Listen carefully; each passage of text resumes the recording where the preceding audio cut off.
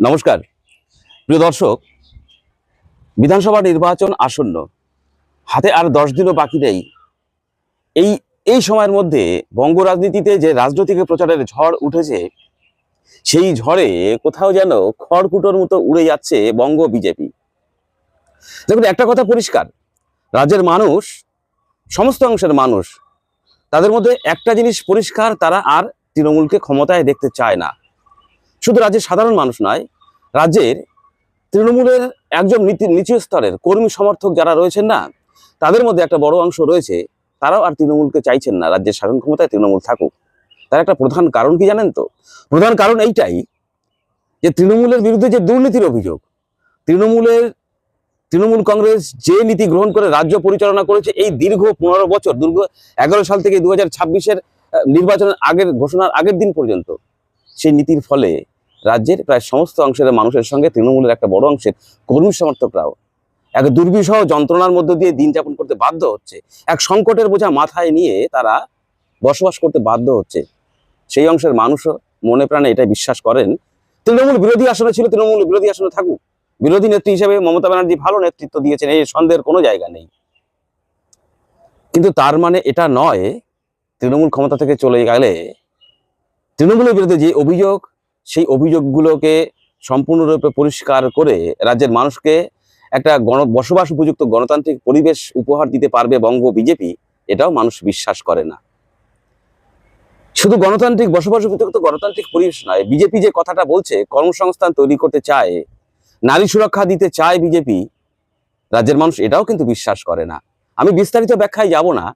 BJP শাসিত রাজ্যগুলোতে আপনি একটু খেয়াল করবেন, আপনাকে যেতে হবে না, আপনি সোশ্যাল মিডিয়াতে একটু একটু নাড়াচাড়া করবেন, একটু ঘষাঘষি করবেন আপনার স্মার্টফোনটা, কোথাও না কোথাও বেরিয়ে আসবে বিজেপি শাসিত রাজ্যগুলোতে নারীদের উপরে কি পরিমাণে অত্যাচার হয়। অর্থাৎ বিজেপি শাসিত রাজ্যগুলোতেও নারীরা সুরক্ষিত নয়।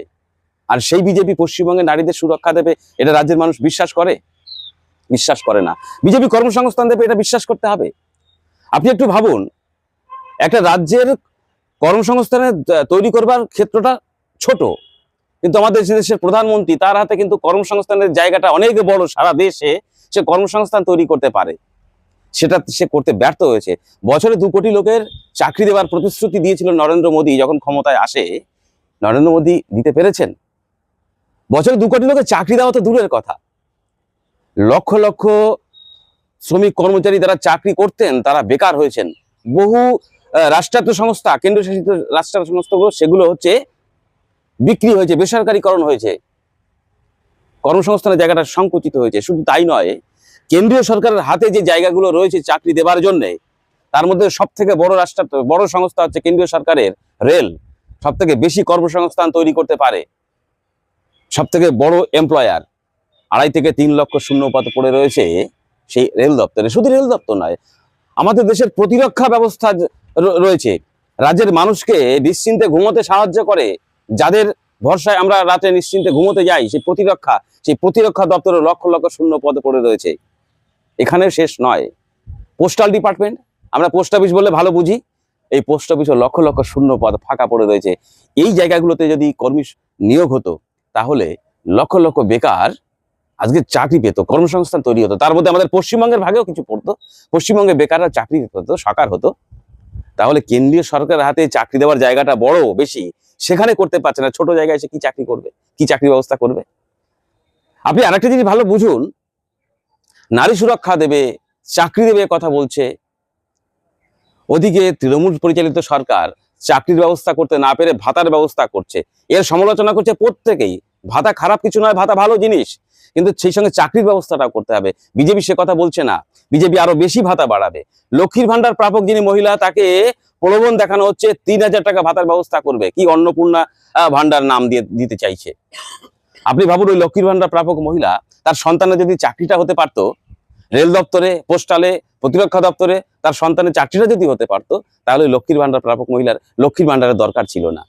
স্বাভাবিকভাবে এই সমস্ত জিনিস আপনি যদি একটু বিচার করেন, তৃণমূলের বিরুদ্ধে যে অভিযোগগুলো রয়েছে, সেই একই দোষী কেন্দ্রের বিজেপি শাসিত সরকার, তার প্রধানমন্ত্রী নরেন্দ্র মোদী, স্বরাষ্ট্রমন্ত্রী অমিত শাহ, যারা ডেলি প্যাসেজ জারি করছেন পশ্চিমবঙ্গে শাসন ক্ষমতায় বিজেপিকে আসতে হবে, এই হচ্ছে উচ্চ আশা নিয়ে, ব্যর্থ আশা নিয়ে আসছেন। কেন্দ্রের সরকারের প্রধানমন্ত্রী নরেন্দ্র মোদী এবং কেন্দ্রীয় সরকারের স্বরাষ্ট্রমন্ত্রী অমিত শাহ। আর এই কথাগুলো যে মানুষ আর বিশ্বাস করে না, তার প্রধান একটাই জায়গা রয়েছে। আপনি যদি সোশ্যাল মিডিয়া এটাও ঘাটেন, খোঁজেন, আপনি পেয়ে যাবেন যে নোটবন্দি করেছিল, সেই সময় বলা হয়েছিল নোটবন্দির পরে প্রত্যেকের মানুষের অ্যাকাউন্টে 15 লক্ষ টাকা করে দেবে। আজ পর্যন্ত কেউ পাননি। সাহস করে একজন সাংবাদিক আমাদের স্বরাষ্ট্রমন্ত্রীকে জিজ্ঞাসা করেছিলেন যে ভোটের প্রচারের সময় বলা হয়েছিল 15 লক্ষ করে টাকা প্রত্যেকের খাতায় ঢুকে যাবে। কি উত্তর দিয়েছিলেন স্বরাষ্ট্রমন্ত্রী? বলেছিলেন এগুলো জুমলা, ভোটের প্রচারের জন্য এগুলো দিতে হয় কখনো কখনো, কিন্তু 15 লক্ষ টাকা বাস্তবে ক্যাশ মানুষের কাছে দেওয়া অসাধ্য ব্যাপার, এটা সম্ভব নয়। তাহলে কেন বিজেপিকে বিশ্বাস করবে? আমার ভিডিওটা একটু বড় হচ্ছে। এখন বিষয়টা হচ্ছে, আর বিজেপিকে যে বিশ্বাস করে না রাজ্যের মানুষ, রাজ্যের ভোটাররা বিজেপিকে বিশ্বাস করে না, এটা বিজেপিও বুঝে গেছে। বিজেপি যে মানুষকে বিভ্রান্ত করে রাজ্যের ক্ষমতায় আসতে চাইছে, এটা মানুষ বুঝে ফেলেছে। কিভাবে? দেখুন, বিজেপির প্রার্থীরা কি বলছেন, বিশেষ করে বামপন্থীদের বলছে আপনারা বিজেপিকে সমর্থন করুন। তার মানে আপনি বুঝতে পারছেন বিজেপির যিনি প্রার্থী হয়েছেন, এই যে এখন যে আপনি দেখতে পাচ্ছেন কি বলছেন বিজেপির প্রার্থী পাপিয়া অধিকারী, আপনি একটু দেখুন, তারপরে আমি আসছি, অল্প কথায় ছেড়ে দেবো। একটু দেখুন তো কি বলছে পাপিয়া অধিকারী। বামপন্থীরা আমি বলছি, আপনারা এবার বিজেপিকে ভোট দিন। বিজেপিকে ভোট দিয়ে একটা সুস্থ, সুন্দর, স্বস্তির সমাজ গড়ে তুলুন, তারপরে আবার লড়াই করবেন। পাপিয়া অধিকারী বলছেন বামপন্থী কর্মী সমর্থকদের কাছে, বামপন্থীদের কাছে আবেদন জানাচ্ছেন বিজেপিকে ভোট দেওয়ার জন্য। অর্থাৎ বিজেপিকে মানুষ বিশ্বাস করে না, পশ্চিমবঙ্গের মানুষ। এটা শুধু বিজেপির কর্মী সমর্থক না, রাজ্যের অংশের শুধু রাজ্যের সাধারণ মানুষ নন, ভোটাররা নন, বিজেপি এটা মনে প্রাণে বিশ্বাস করে নিয়েছে যে আমাদের আর বিশ্বাস করছে না। কারণ বিজেপি যে তৃণমূলকে অক্সিজেন যোগায়, বিজেপিকে প্রত্যেকটা নির্বাচনে যে হচ্ছে কিছু কিছু পরিস্থিতি তৈরি করে তৃণমূলকে আরো শক্তি বৃদ্ধি করতে সহায়তা করে, এটা কিন্তু বিজেপি নিজের মুখে প্রকাশ করে দিয়েছে। দেখুন, সন্তানের ক্ষতি কেউ চায় না, কোনো অভিভাবক চায় না তার সন্তানের ক্ষতি হোক। আর তৃণমূল হচ্ছে বিজেপির রাজনৈতিক সন্তান। এটা তো আমার কথা নয়, এই কথাটা বলেছে বিজেপির একাধিক নেতৃত্ব। বিজেপির বর্তমান রাজ্য সভাপতি শ্রমিক ভট্টাচার্য কি বলেছিলেন আমরা প্রত্যেকেই জানি। শ্রমিক ভট্টাচার্য এই কথা বলেছিলেন, বিজেপির তৃণমূলের জন্মদাতা বিজেপি। লেবার রুমে তৃণমূলের যখন জন্ম হয়, সেই সময় অটল বিহারী বাজপেয়ী এবং লালকৃষ্ণ আদবানি ধারিত্রীর ভূমিকা পালন করেছিলেন। তারা যদি লেবার রুমে না থাকতেন, তৃণমূলের জন্ম হতো না। স্বাভাবিকভাবেই বিজেপির সন্তান তৃণমূল, আর বিজেপির রাজনৈতিক সন্তান তৃণমূল যদি হয়, তাহলে তৃণমূলের রাজনৈতিক ক্ষতি বিজেপি চায়, এটা আপনি বিশ্বাস করেন? আপনি যদি একজন অভিভাবক হয়ে থাকেন, হতে পারে না। আর বিজেপির ক্ষতি চাইবে, রাজনৈতিক ক্ষতি, এই সাহসও বিজেপির নেই। কেন নেই? একটা কথা প্রচার আছে, বামপন্থীরা এটা খুব বলে, সিপিএম পার্টি খুব বলে, এবং ধীরে ধীরে এটা মানুষ বিশ্বাসও করে নিয়েছে সিপিএম পার্টির কথা। কি বলে? নাগপুরে আরএসএস এর হেডকোয়ার্টার, সেখানে বসে মোহন ভগবতেরা বসে রাজনৈতিক নীতি তৈরি করে, যেটাকে বলা হয়, সিপিএম পার্টি বলে প্রেসক্রিপশন। এবং ওই যে রাজনৈতিক নীতি গ্রহণ করছে আরএসএস এর প্রধান মোহন ভগবত, তার কর্মী সমর্থকেরা, সেই নীতি মেনে চলতে বাধ্য হচ্ছে বিজেপি, এবং সেই আরএসএস এর নীতি মেনে চলে পশ্চিমবঙ্গের তৃণমূল কংগ্রেসও। আপনি একটু খেয়াল করবেন, যেখানে যেখানে নির্বাচন হয় অন্য অন্য সময়, সেখানে বিজেপি যেখানে দুর্বল, সেখানে তৃণমূলকে নিয়ে যাওয়া হয় ওই ভোট কাটার জন্য, ভোট কেটে বিজেপিকে একটু সুবিধা করে দেওয়ার জন্য। এটা বহু ক্ষেত্রে আমরা দেখেছি, ভোট হয়ে যায়, আবার তৃণমূল তলপির দলপা গুটিয়ে নিয়ে পশ্চিমবঙ্গে চলে আসে। অর্থাৎ আরএসএস এর হাতে দুজনের টিকি বাধা, তৃণমূলের টিকি বাধা, বিজেপির টিকি বাধা আরএসএস এর কাছে। স্বাভাবিকভাবেই তৃণমূল এবং বিজেপি দুজনেই আবার আরএসএস এর সন্তান। তৃণমূল যেমন বিজেপির রাজনৈতিক সন্তান, তেমনি আরএসএস এর রাজনৈতিক সন্তান তৃণমূল এবং বিজেপি উভয়। স্বাভাবিকভাবেই মানুষ এটা বুঝে গেছে। আমি ব্যাখ্যায় যাব না, ছোট্ট করে বলে দিই, সেটা হচ্ছে সারদা কেলেঙ্কারি থেকে তৃণমূল কংগ্রেস 2011 সালে ক্ষমতায় আসার পর, সারদা কেলেঙ্কারি থেকে এই পর্যন্ত সর্বশেষ যে সবথেকে স্বাধীন ভারতের সবথেকে বড় দুর্নীতি, শিক্ষায় দুর্নীতি, এ পর্যন্ত যে দুর্নীতিগুলো হয়েছে প্রত্যেকটা ক্ষেত্রে, অধিকাংশ ক্ষেত্রেই তদন্তের ভার ছিল ইডি সিবিআই এর হাতে। আজ পর্যন্ত কাউকে সাজার ব্যবস্থা করতে পেরেছে এই কেন্দ্রীয় তদন্তকারী সংস্থা? এমনও হয়েছে তাদের বিরুদ্ধে চার্জশিট দিতে পারেনি, যার ফলে মুক্তি পেয়ে গেছে জামিনে। আর কেন্দ্রের সরকারে কারা রয়েছে? বিজেপি, তার প্রধানমন্ত্রী নরেন্দ্র মোদী, স্বরাষ্ট্রমন্ত্রী অমিত শাহ। স্বাভাবিকভাবেই রাজ্যের মানুষের বিশ্বাস চলে গেছে এই বিজেপির উপর থেকে। একদিকে যেমন তৃণমূলের হচ্ছে দুর্নীতি এবং ভ্রান্ত নীতির কারণে রাজ্যের মানুষ অতিষ্ঠ আর চায় না তৃণমূলকে শাসন ক্ষমতায় দেখতে, ঠিকই সেইভাবে বিজেপিকেও আর মানুষ বিশ্বাস করছে না। বিশ্বাস করার একটাই জায়গা, সেটা হচ্ছে লাল ঝান্ডা, বামপন্থীরা, তার মধ্যে সব থেকে বড় রাজনৈতিক দল সিপিআইএম পার্টি। দেখছেন না, শূন্য পাওয়া একটি রাজনৈতিক দল, হাজারে হাজারে মানুষ তাদের রাজনৈতিক প্রচার, ভোটের প্রচারে মানুষের ঢল নামছে। আপনি একটু উত্তরবঙ্গের দিকে তাকান, প্রতিদিন মানুষ তৃণমূল, বিজেপি, কংগ্রেস এ ছেড়ে শূন্য পাওয়া রাজনৈতিক দল তাদের সঙ্গে যুক্ত হচ্ছে। এই ডোমকলে দেখুন না, মাঠে তিল ধরানোর জায়গা নেই, একসঙ্গে 200, 300, 400 মানুষ যুক্ত হচ্ছে। এই সম্প্রতি সিপিএম পার্টির রাজ্যের সম্পাদক মোহাম্মদ সেলিম, তার হাত ধরে একসঙ্গে 200 কর্মী তারা হচ্ছে সিপিএম পার্টিতে যুক্ত হয়েছে। তৃণমূলের নেতা, তৃণমূলের বুথ সভাপতি, বিজেপির নেতা, বিজেপির মন্ডল সভাপতি, এছাড়া তো কংগ্রেস থেকে কিছু কিছু আসছেই।